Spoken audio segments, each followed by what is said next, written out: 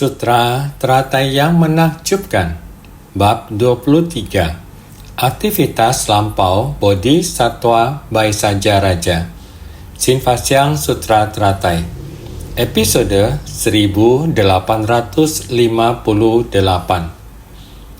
Kegunaan dari kebajikan sutra membuat terbebas dari segala penderitaan.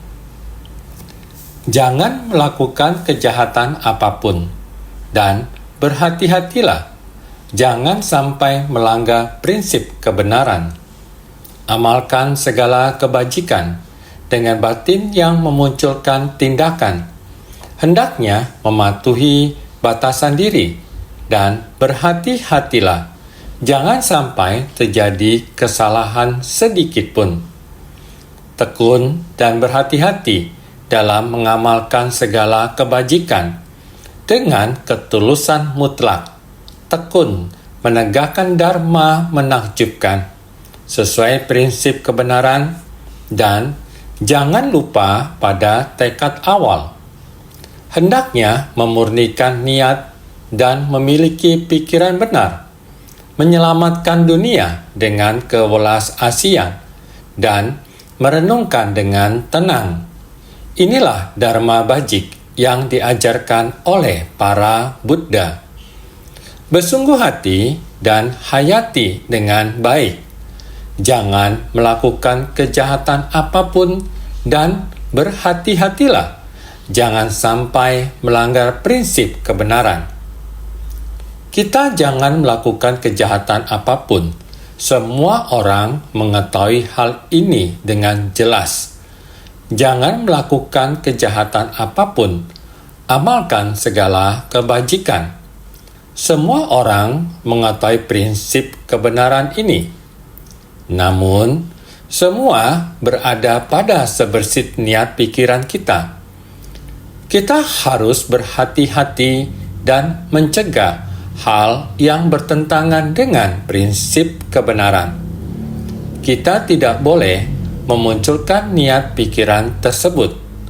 Kita mengetahui jangan membuat kejahatan apapun, juga mengetahui untuk mengamalkan segala kebajikan.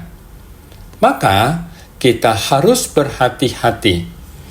Berhati-hati dalam setiap niat pikiran kita. Inilah yang membutuhkan kewaspadaan. Jangan sampai ada satu pun pikiran yang bertentangan dengan prinsip kebenaran. Jika dapat berbuat demikian, barulah dapat berpegang teguh. Setiap niat pikiran kita adalah untuk kebajikan, sehingga dapat mencegah diri kita penyimpangan dalam niat atau pikiran kita. Oleh karena itu, jangan melakukan kejahatan apapun. Kita harus berhati-hati, jangan sampai melanggar prinsip kebenaran. Inilah yang harus diwaspadai di dalam batin. Amalkan segala kebajikan dengan batin yang memunculkan tindakan. Kita harus mengamalkan Dharma Bajik. Kita mengambil tindakan untuk melakukan hal baik. Semua orang melakukannya, maka sudah betul. Namun, bagaimana seharusnya kita melakukan perbuatan baik itu? Terdapat banyak macam cara. Perbuatan baik mana yang sebenarnya Anda lakukan? Kebajikan adalah niat pikiran yang timbul sementara. Capung menyentuh air sedikit demikian. Bukankah maknanya adalah berlalu dalam sekejap? Kita seharusnya memilih dengan baik hal yang bermakna. Kita senantiasa menyimpannya dalam hati. Benar, hal baik. Hal baik sudah tentu benar. Ketika kita melakukannya, sudah tentu adalah hal yang benar. Keabadian adalah dalam waktu yang lama. Jika menginginkan tanah yang lembab, bukan lembab hanya dengan tetesan air, memerlukan tetesan air dalam kurun waktu yang lama. Demikian terus-menerus seperti embun hujan. Katakanlah terjadi hujan deras, air banyak turun ke bumi. Ketika mengalir, maka akan merusak. Kita membutuhkan hujan ringan yang turun ke bumi, membasahi bumi. Dengan demikian, permukaan bumi membawa kelembapan masuk ke dalam tanah. Demikianlah bumi dibasahi. Kita dapat menanam benih sehingga dapat menanam benih karena bumi memiliki kadar air. Ketika dijemur sejenak, maka akan memiliki kehangatan sehingga benih dapat menumbuhkan tunas. Maka kita harus selaras. Amalkan segala kebajikan. Dengan demikian, kita dapat memulai dengan batin yang memunculkan tindakan, memilih dengan baik di dalam pilihan tersebut, memiliki kesinambungan, kebajikan dalam kurun waktu yang panjang dan lama, agar benih kebajikan kita masuk ke dalam tanah. Setelah sebab dan kondisi matang, tumbuh tunas, menjadi pohon kecil, pohon besar. Demikianlah keabadian. 1. Tumbuh menjadi tak terhingga, bertahan dalam waktu yang lama. Demikianlah kebajikan yang benar dan abadi. Sehingga kita harus berhati-hati, harus menjaga batasan, harus mengetahui pada saat ini, bumi ini, iklim saat ini adalah saat untuk menanam benih. Kita harus memiliki waktu, harus memiliki sebab dan kondisi. Ketika semua matang, kita menanam benih. Ini merujuk kepada terjun di tengah para makhluk. Terdapat makhluk yang menderita pada saat ini. Tidak boleh mengatakan, "Tunggu, ketika saya mempunyai sedikit lagi mapan, baru kembali membantu." Dengan demikian, maka waktu telah berlalu. Sama seperti dulu, terdapat seseorang yang pergi ke rumah temannya. Temannya menjamu tamu dengan susu sapi. Karena mereka adalah peternakan yang memiliki sapi dan melakukan hal baik, dia bersumbangsi dengan barang mewah yang demikian. Setiap orang diberikan minuman segelas susu sapi. Terdapat seseorang yang makan dengan lahap serta meminum susu sapi, merasa bahwa susu sapi ini sangat enak. Dari mana asalnya? Majikan lalu memberi tahu dia, "Ini segar. Saya baru saja memerahnya dari sapi. Hangat-hangat baru saja diperah. Saya bagikan kepada semua orang untuk diminum. Jadi, sangat segar, hangat dan segar." Setelah mendengarnya, "Keluarga kami juga memiliki sapi. Oleh karena itu, saya juga ingin sekali menjamu tamu." Dalam hati diri sendiri berpikir demikian, "Sapi induk saya akan memerah lebih banyak susu sapi. Kemudian saya dapat mengundang lebih banyak orang, agar semua orang mengetahui jumlah sapi yang saya pelihara lebih banyak daripada dia. Sehingga dia benar-benar pulang, kemudian menyuapi sapinya dengan rumput. Sapi ini terus makan, karena baru saja melahirkan sapi kecil. Susunya diberikan untuk sapi kecil tersebut. Namun, majikan ini, dia merasa dia ingin mengundang tamu supaya lebih banyak tamu.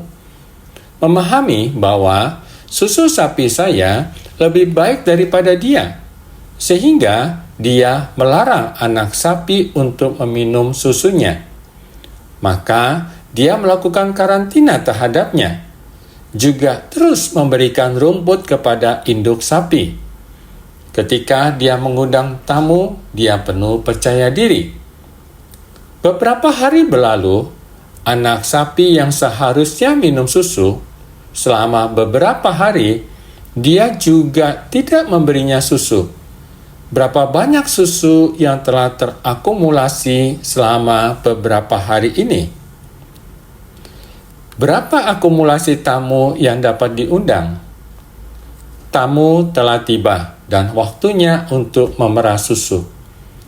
Meskipun induk sapi telah makan banyak rumput, namun anak sapi itu tidak datang untuk meminum susu. Setelah beberapa hari, induk sapi berhenti menghasilkan susu. Tidak ada susu yang dapat diperah. Mengapa bisa terjadi demikian? Semua orang datang melihat bagaimana dia memerah susu sapi itu. Mengapa susunya belum juga datang? Coba pergi lihat sebentar. Dia menjelaskan prosesnya. Semua orang mentertawakannya. Kamu tahu cara berternak sapi, tapi kurangnya pengetahuan umum. Anak sapi minum susu pada saat ini. Induk sapi tentu saja memiliki susu untuk diminumnya.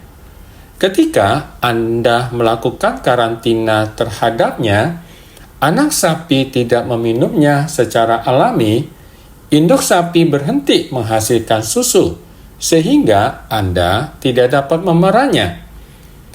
Dia telah berhenti menghasilkan susu. Ini juga merupakan sebuah pengetahuan umum. Dia tidak memiliki pengetahuan umum. Demikian pula, kita harus mengetahui prinsip kebenaran. Amalkan segala kebajikan dengan batin yang memunculkan tindakan. Kita hendaknya mematuhi batasan diri dan berhati-hatilah. Jangan sampai terjadi kesalahan sedikit pun. Kita harus berpikir dengan sangat jernih. Tidak boleh bingung dan serakah. Meskipun niat kita adalah baik, namun jika metodenya tidak tepat, dia ingin memperoleh, namun sebaliknya mendapatkan kehilangan sesuatu. Jadi harus amalkan segala kebajikan dengan batin yang memunculkan tindakan. Kita harus mematuhi batasan dan memiliki secukupnya saja. Kita tidak boleh menimbun barang. Ini adalah keserakahan dan kurangnya kebijaksanaan. Oleh karena itu, kita juga harus sangat berhati-hati. Saat harus dilakukan, kita harus melakukannya tepat waktu. Manusia yang sedang menderita, seberapa banyak kita menolongnya, tidak boleh mengatakan, sangat menderita. Saya tahu Anda menderita, namun biarkan saya mengumpulkan lebih banyak tenaga. Kemudian saya akan kembali menolong Anda. Dengan demikian, waktu telah berubah. Belum tentu dapat menolong orang lain. Sehingga teringat pada saat mulai pembangunan rumah sakit, sangat banyak orang membangkitkan tekad. Di antara mereka terdapat satu orang yang ingin membangkitkan tekad, yakni donatur yang bersemangat. Dia mempersiapkan diri untuk menjadi komite, namun belum dilantik, sehingga dia merasa dia harus menyelesaikan sesuatu terlebih dahulu, barulah dia dapat menjadi komite. Sedangkan apa yang ingin dia lakukan? Dia ingin berdana. Dia berkata, "Master, saya sedang mempersiapkannya." Jangan buru-buru. Saya pun, Master, demikian menjawabnya. Kemudian dia mengatakan, "Saya berpikir demikian. saya mengira suku bunga bank sedang bagus. Jika uang ini akan didonasikan kepada master, saat ini saya pinjamkan ke orang lain dahulu. Saya menunggu hingga bunga diperoleh. Barulah saya mendonasikan uang ini kepada master. Saya, dalam hal ini master, mengatakan, jangan dipaksakan. Saat Anda ingin mendonasikannya, barulah Anda donasikan. Tidak dapat dipaksakan. Akan tetapi, melakukan hal yang baik harus tepat waktu. Beliau mengatakan, Bisa, guru. Saya akan tepat waktu. Tetapi suku bunga saat ini sangat bagus. Saya mengatakan, tidak masalah. Kamu lihat kapan ingin didonasikan. Saya turut bersukacita. Setelah melewati beberapa bulan, pada suatu pagi, dia menelpon kemari sambil menangis, memberitahu saya, Master, saya minta maaf. Saya berkata, apa yang sedang terjadi? Dia berkata, uang yang ingin saya donasikan kepada Anda, dananya dikemplang oleh orang lain. Sehingga saya sangat tidak rela. Saya merasa bersalah kepada Anda. Saya berkata, apa yang sedang Anda tangiskan? Dia berkata, saya menangis karena uang tersebut dikemplang oleh orang lain.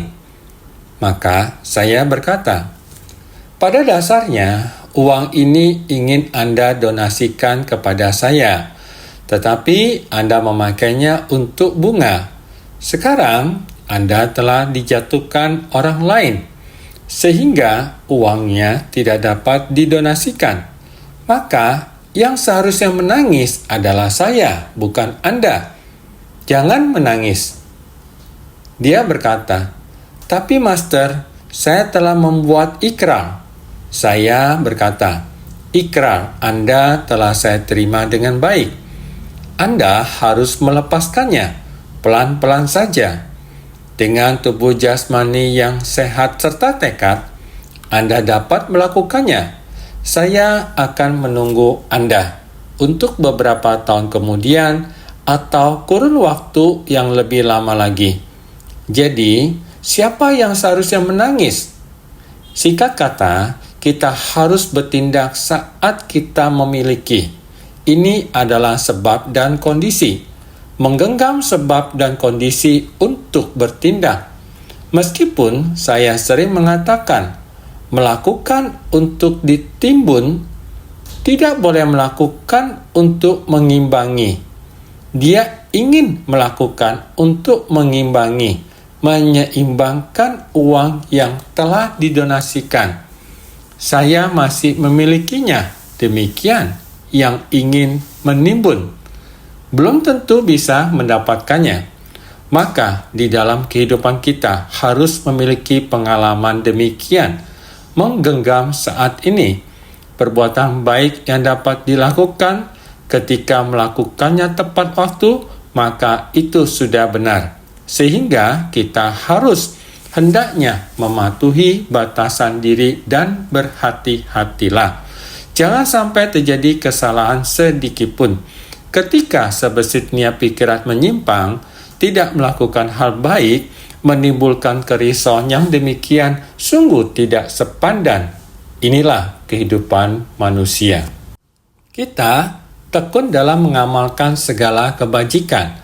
Harus berhati-hati dalam mengamalkan segala kebajikan dengan ketulusan mutlak. Tekun menegakkan dharma menakjubkan. Kita harus tekun dalam mengamalkan segala kebajikan. Banyak hal baik yang harus kita lakukan dengan tekun, yang harus kita lakukan tepat waktu, sehingga disebut sebagai tekun dalam mengamalkan segala kebajikan. Harus berhati-hati dalam mengamalkan segala kebajikan. Harus sangat berhati-hati. Segera melakukan apa yang harus dilakukan.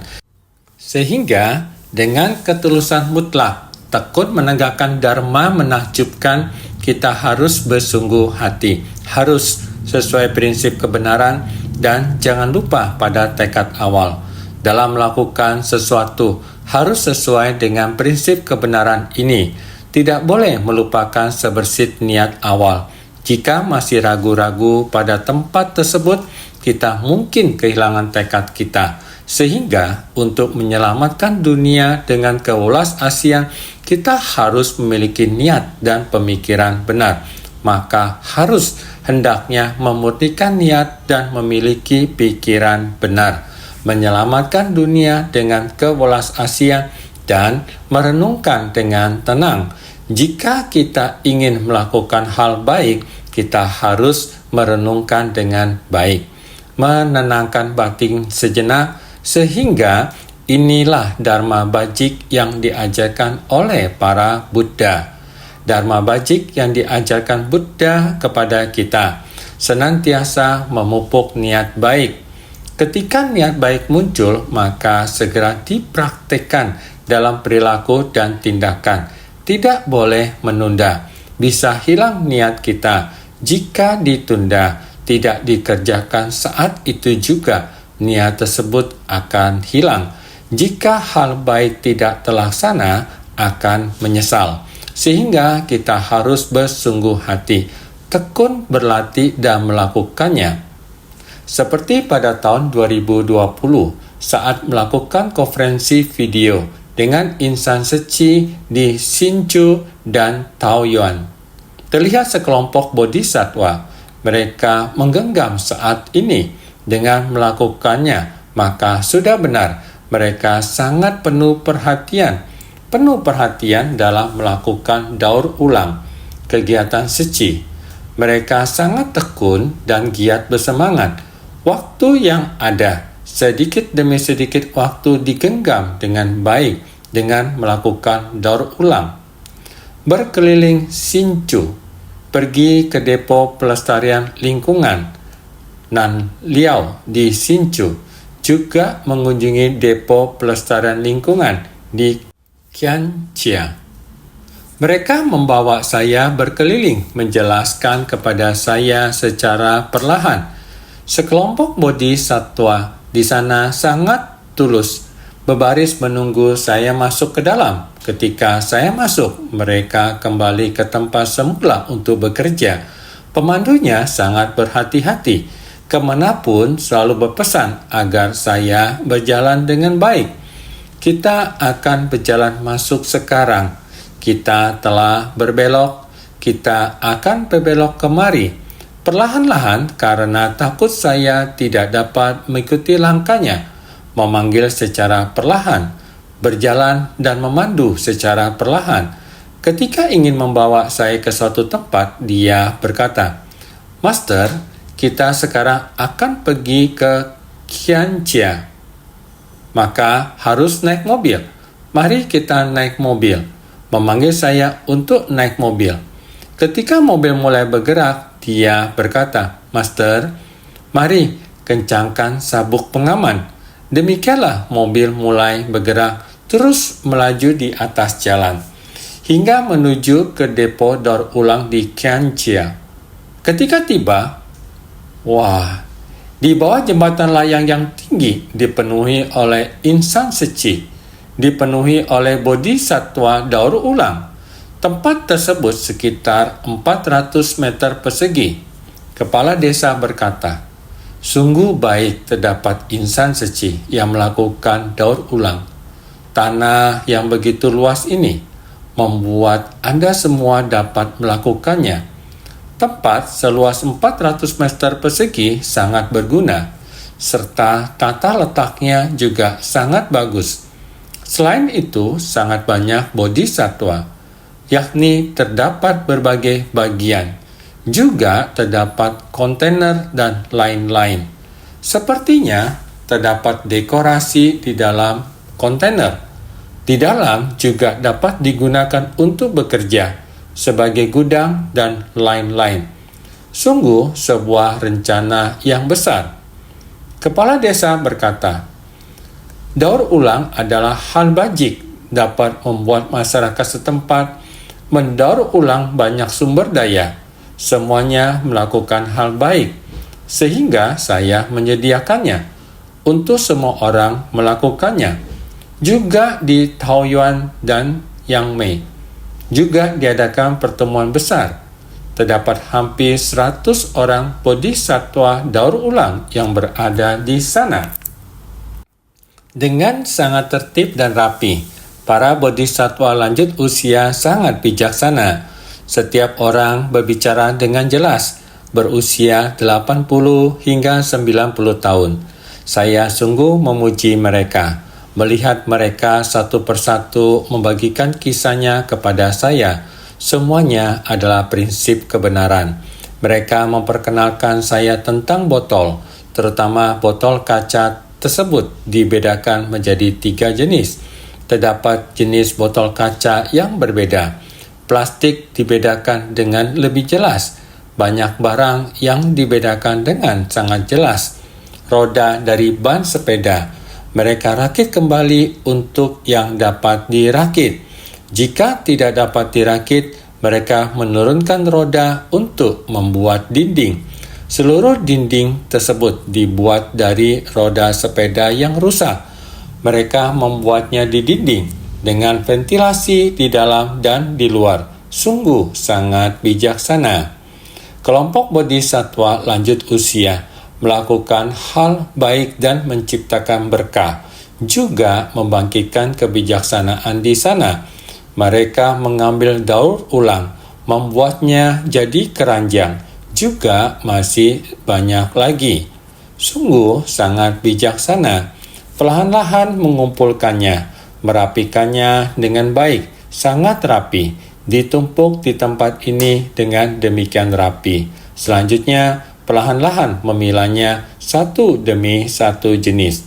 Memilahnya berdasarkan jenis, warna, dan lain-lain. Mereka menggantung sebuah tanda. Setiap jenis memiliki tandanya, baik secara warna dan lainnya. Semuanya dibedakan dengan sangat jelas. Benda apa yang terdapat di bagian ini terdapat 5 kategori, 10 kategori. Mereka akan menggantungkan 5 kategori, 10 kategori. Sungguh dengan sepenuh hati. Jika para bodhisattva lanjut usia ini bersatu, mereka benar melakukan suatu usaha yang sangat besar. Semua orang menggunakan kebijaksanaan dalam melakukan daur ulang. Sungguh seperti sebuah perusahaan besar. Membuat saya sangat memujinya. Saya bersukacita saat melihatnya. Mereka melakukannya di sana. Hsinchu dan Taoyuan juga sama. Bodhisattva senior juga kembali menemani, memberikan penjelasan tambahan. Orang yang berbicara kisahnya adalah orang berbicara di sana mengatakan, Bodhisattva senior kembali ke sini memberitahu saya, ini pernah terjadi kepada Bodhisattva lanjut usia A, Bodhisattva B. Keluarga mereka memiliki bisnis besar dan kedudukan tinggi. Dia datang untuk melakukan daur ulang. Singkatnya, mereka memiliki banyak kisah.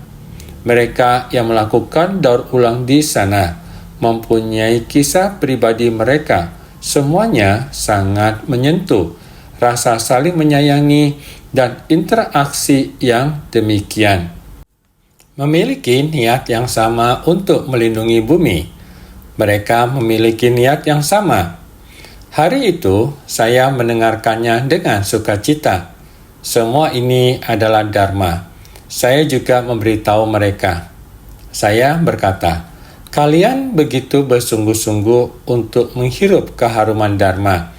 Mendengarkan saya membabarkan Dharma. Sekarang, Master sedang mendengarkan kalian membabarkan Dharma.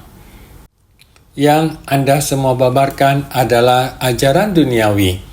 Sutra kehidupan ajaran dari dunia. Saya tidak dapat mengikuti apa yang telah Anda semua lakukan. Anda semua lebih melakukannya secara aktual. Saya hanya berkata saja. Sedangkan Anda semua melakukannya dengan demikian. Demikianlah yang Anda semua lakukan. Demikianlah yang saya dengar. Sehingga membuat saya tersentuh ketika membahasnya. Semua orang memiliki kebijaksanaan yang setara dengan Buddha. Sangat menyentuh. Banyak sekali yang menyentuh, sehingga kita harus bersungguh hati. Seperti naskah sutra bagian depan yang berkata demikian. Bagaikan orang yang ingin menyeberang berhasil menemukan sebuah perahu. Bagaikan orang sakit menemukan seorang tabib. Bagaikan orang dalam gelap menemukan sebuah pelita. Bagaikan orang miskin menemukan harta karun. Bagaikan rakyat menemukan seorang raja. Bagaikan saudagar menemukan laut. Bagaikan obor mengusir kegelapan. Bab 23. Aktivitas lampau Bodhisattva Baisaja Raja. Seperti ketika saya ingin pergi menyeberang ke sana, pada waktu yang tepat terdapat perahu untuk saya menyeberang. Dalam hal seperti ini, di mana saya tidak mengerti apapun setelah menaikinya hingga ke seberang, melihat-lihat tempat pelestarian lingkungan, melihat bagaimana Bodhisattva pelestarian lingkungan melakukannya. Saya ada kekurangan di bagian ini dalam hal melakukan daur ulang. Saya benar-benar tidak mengerti apa mengenai hal itu. Saya pergi melihat apa yang saya kekurangan itu. Mereka melakukannya dengan sangat baik. Ada metodenya, membuat saya membuka mata, sehingga bagaikan orang dalam gelap menemukan sebuah pelita. Hanya bisa meminta orang untuk melakukan pelestarian lingkungan. Saya sama sekali tidak tahu bagaimana cara melakukannya. Saya seperti ini berjalan satu keliling, seperti telah membuka mata. Pergi ke sana dengan demikian, bagaikan orang dalam gelap menemukan sebuah pelita. Padahal, sebenarnya di dalam pikiran saya itu kosong melompong.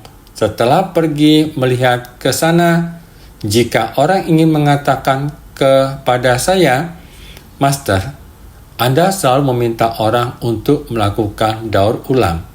Apakah Anda bisa juga melakukannya?" Paling tidak juga saya bisa mengatakan kepada dia bahwa saya tidak bisa melakukannya. Akan tetapi, murid saya melakukannya seperti ini, dan juga masih melakukannya. Jadi, semua ini adalah untuk menambal kekurangan. Namun, Sutra Teratai. Sutra Teratai memiliki banyak yang dibabarkan oleh sutra lain, ajaran yang tidak ditemukan. Semuanya terkandung di dalam Sutra Teratai. Pengajaran dan ajaran apapun, semuanya ada. Maka Sutra Teratai mampu menjelaskan secara menyeluruh berbagai macam pengajaran Dharma. Sehingga Sutra Teratai ini juga demikian. Naskah sutra sekarang. Sutra Teratai ini juga demikian dapat membuat para makhluk terbebas dari segala penderitaan, segala penyakit, dapat menguraikan segala ikatan kelahiran dan kematian. Bab 23. Aktivitas lampau Bodhisattva Baisaja Raja. Telah disampaikan di sini Sutra Teratai. Sutra Teratai ini juga sama seperti yang telah disampaikan pada naskah sutra sebelumnya. Bagaikan orang dalam gelap menemukan sebuah pelita. Bagaikan orang sakit menemukan seorang tabib. Inilah yang dapat digunakan untuk melengkapi dan mengisi kekurangan-kekurangan. Sutra teratai mampu menutupi banyak kekurangan dalam kehidupan manusia, serta dapat menuntun kita ke arah yang benar. Sutra teratai juga demikian, dapat membuat para makhluk terbebas dari segala penderitaan. Ketika kita memiliki permasalahan yang sulit diselesaikan, sutra teratai bisa memberikan kita arah yang benar. Sutra teratai ini juga demikian, dapat membuat para makhluk terbebas dari segala penderitaan. Ini merujuk pada berbagai perumpamaan pada naskah sebelumnya. Itulah penderitaan, seperti 3 kategori penderitaan, 5 jenis penderitaan, 8 jenis penderitaan, dan 2 jenis samsara. Hal ini sama seperti dengan naskah sutra sebelumnya yang sudah pernah dijelaskan sebelumnya dan terus-menerus dijelaskan. Semua naskah di atas memiliki berbagai macam perumpamaan. Sutra teratai juga sama, memiliki berbagai macam perumpamaan. Perumpamaan ini dan perumpamaan itu.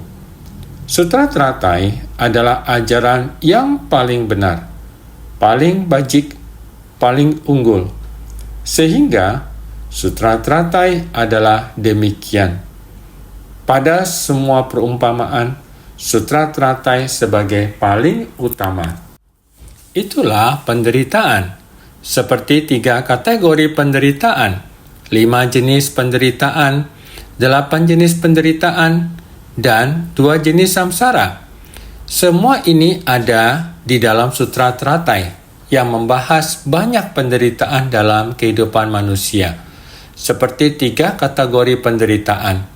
Itu adalah penderitaan karena ketidakkekalan, penderitaan umum, dan penderitaan karena perubahan.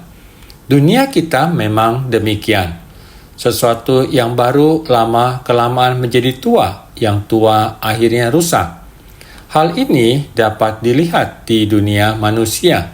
Segala sesuatu yang berwujud terus mengalami perubahan dan tidak tetap. Misalnya, bukan barang ini, namun ketika kita menginginkannya dan saat itu hati kita sangat menyukainya, lalu kita membelinya dengan banyak uang. Setelah membelinya, apakah kita menggunakan barang tersebut? Ada. Setelah digunakan dalam waktu yang lama, ia akan berubah menjadi tua. Yang tua akan berubah dan menjadi rusak. Segala sesuatu yang dapat dilihat oleh mata, semuanya mengalami perubahan. Semua mengalami kerusakan, termasuk bumi yang kita tinggali. Dalam kurun waktu yang sangat panjang, ia juga akan mengalami proses terbentuk, bertahan, rusak, dan musnah di alam semesta ini. Bumi yang manusia tempati juga sama mengalami proses terbentuk, bertahan, rusak, dan musnah. Hanya saja, usia kehidupan kita singkat, hanya selama beberapa dekade, sehingga tidak bisa merasakannya. Namun pada akhirnya, bumi ini juga akan rusak dan musnah. Hal ini harus kita yakini. Lihatlah gunung, sungai, dan bumi. Ketidakselarasan 4 unsur alam. Ketidakselarasan unsur air, ketidakselarasan unsur angin, ketidakselarasan unsur api, ketidakselarasan unsur tanah. Lihatlah, gunung dan sungai telah berubah warna. Pada dasarnya, sebuah gunung berwarna hijau. Ketika diterpa badai, tanah tersebut longsor dengan cepat. Seluruh area tersebut longsor, menyebabkan bencana besar di gunung. Ini sering terjadi, seperti gempa pada tanggal 21 September. Peristiwa 921. Pada dasarnya, jika saya berada di Taiwan bagian tengah, setiap kali ke Taichung, saya akan pergi ke Nantou juga. Jika saya melewati daerah itu, saya selalu melihat keluar jendela. Gunung-gunung di sana begitu indah. Puncaknya berlapis-lapis. Bentuknya menawan, tak terasa. Mata ini selalu terarah pada keindahan itu. Saat mobil melaju ke depan, saya pun menoleh keluar jendela untuk melihatnya. Namun, setelah gempa 921, gempa yang terjadi seketika itu saat kami menyalurkan bantuan dari Taichung ke Nantou, saya melihat dan berkata, "Ai, kenapa gunung ini menjadi seperti ini? Yang terlihat hanyalah hamparan tanah merah kecoklatan seperti warna baju ini. Seluruh gunung berubah menjadi merah kecoklatan, gunung demi gunung. Seluruhnya seperti terkelupas. Sungguh menakutkan ketika dilihat kekuatan bumi yang demikian. Seperti ayam atau bebek yang tersiram air di atas tubuhnya, ia mengguncangkannya dengan demikian, mengepakkannya dengan demikian, sehingga semua airnya mengalir ke bawah. Hal yang sama juga untuk gunung tersebut.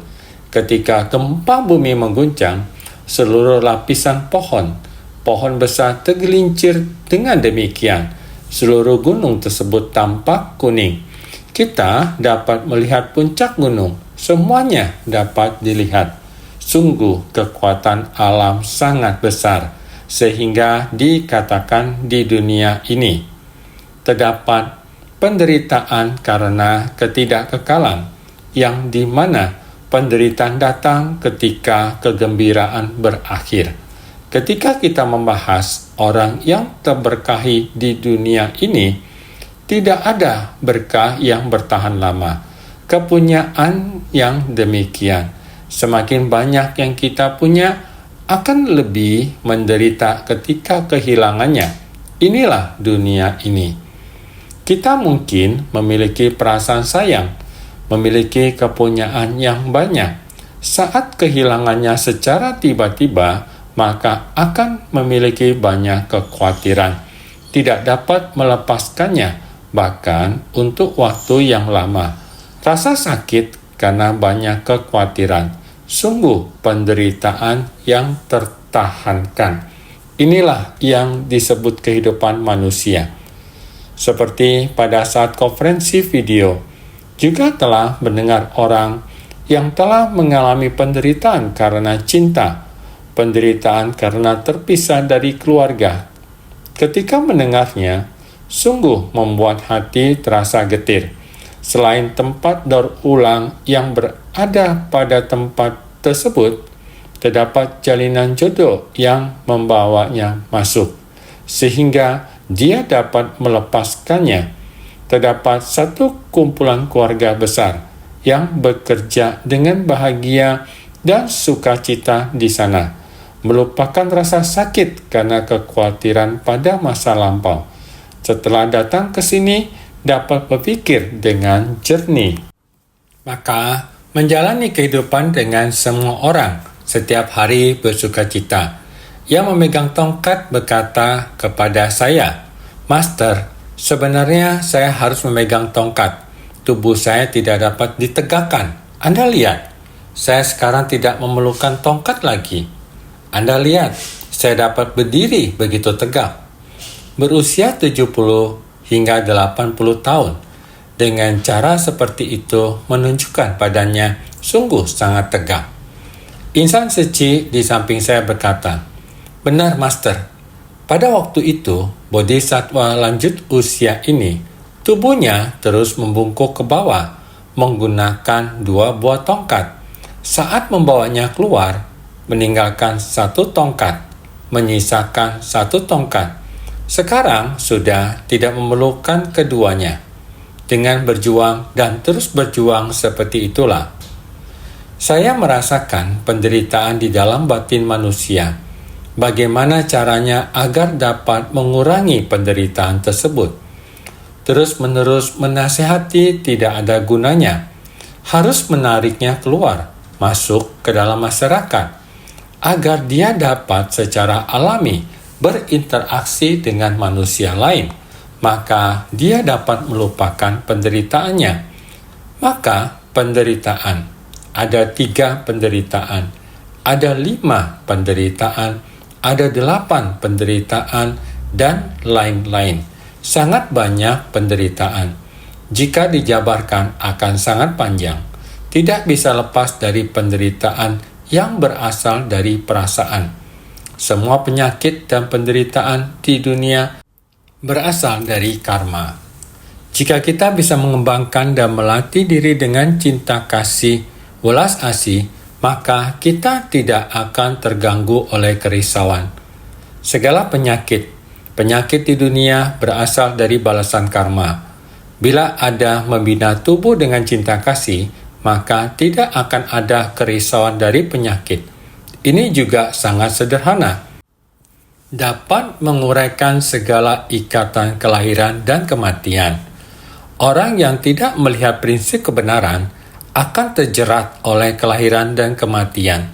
Bila dapat memahami prinsip kebenaran, tentu akan memperoleh keleluasaan. Hidup ini tidak perlu takut akan kelahiran dan kematian. Kelahiran sudah terjadi. Sebenarnya, kematian adalah sangat leluasa. Saat kita tidur di malam hari, perasaan ketika kita terlelap, yakni dengan nyaman dan leluasa. Jika kita banyak berbuat baik, pada saat tidur kita akan bermimpi indah, mengalami kondisi yang baik. Kita mengikuti kondisi tersebut, kita akan menuju pada kehidupan berikutnya. Sekarang kita harus belajar. Tempat yang tidak seharusnya dituju, jangan sampai kita terjerumus. Batin kita harus punya arah tujuan yang teguh. Meninggalkan kehidupan ini, kita akan pergi ke mana? Kita jangan sampai melihat ilusi atau bayangan lalu mengikutinya. Jika kita mengikutinya, mungkin saja kita lahir sebagai sapi. Mungkin saja kita berada di dalam kandang sapi. Bisa jadi begitu. Maka dari itu, sekarang kita harus berbuat baik, memahami dengan jelas kebenaran. Kelak saat tubuh ini ingin tidur, ketika lelah akan tertidur dengan alami. Kalau sudah tertidur dan tidak bangun lagi, maka kita akan pergi ke tempat lain. Saat harus pergi ke tempat lain, pada saat itu kuncinya adalah bila kita senantiasa menjalin jodoh baik, maka tempat yang kita tuju akan aman. Namun, bila kita menjalin jodoh yang buruk, maka ketika meninggalkan kehidupan ini dan terlahir kembali di tempat lain, kemana kita akan pergi? Kita harus sungguh-sungguh tekun akan hal ini. Kemampuan dan kegunaan dari sutra ini dapat mencabut penderitaan akibat samsara dan penyakit dari segala makhluk, serta memberikan kebahagiaan dari nirwana paling akhir.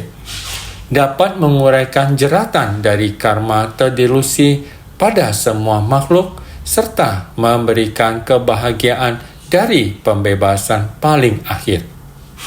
Kemampuan dan kegunaan sutra ini dapat mencabut penderitaan akibat samsara dan penyakit dari segala makhluk. Sutra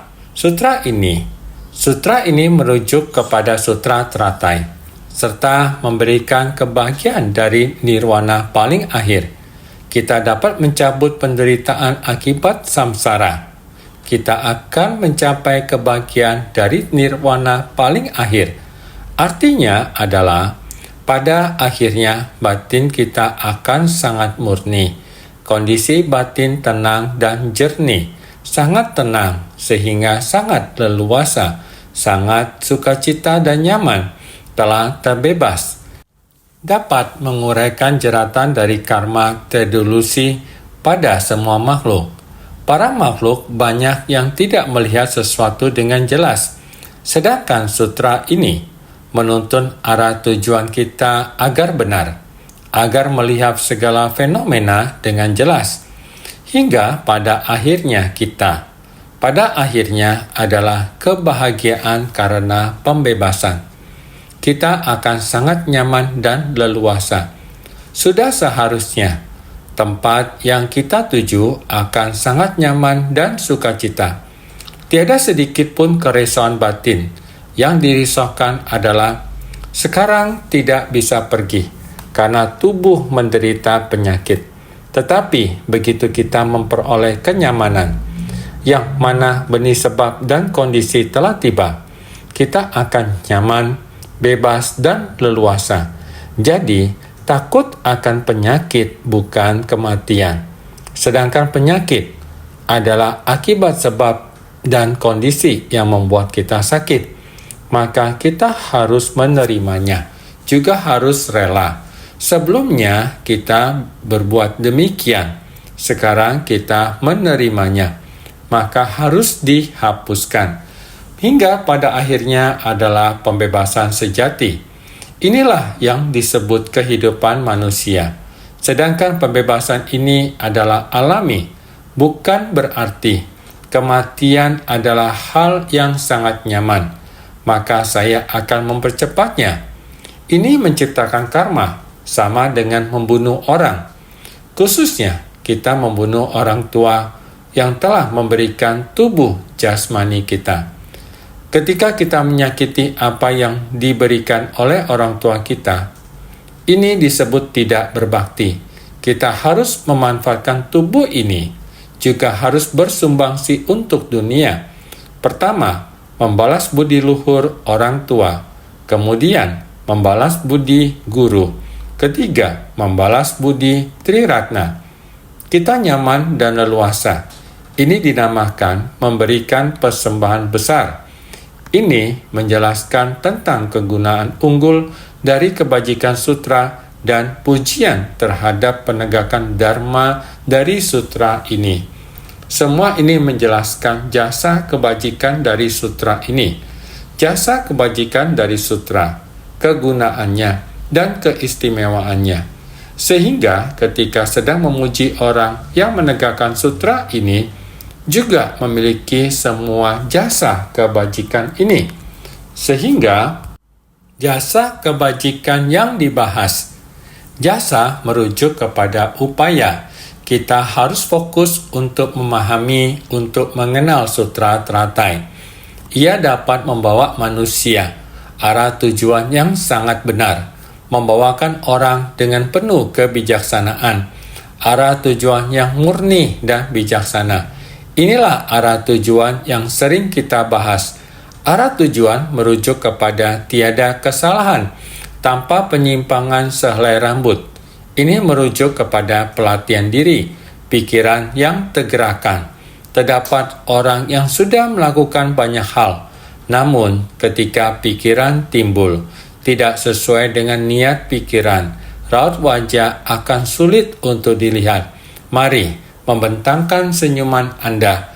Kita dapat mengkomunikasikan segala hal dengan baik.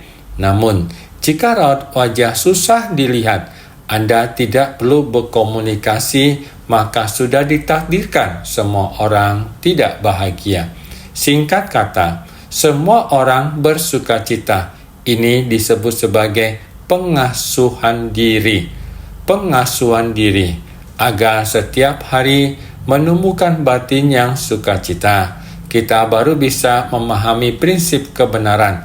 Prinsip kebenaran membawakan kita rasa bahagia, nyaman, leluasa. Maka semua orang harus senantiasa bersungguh hati.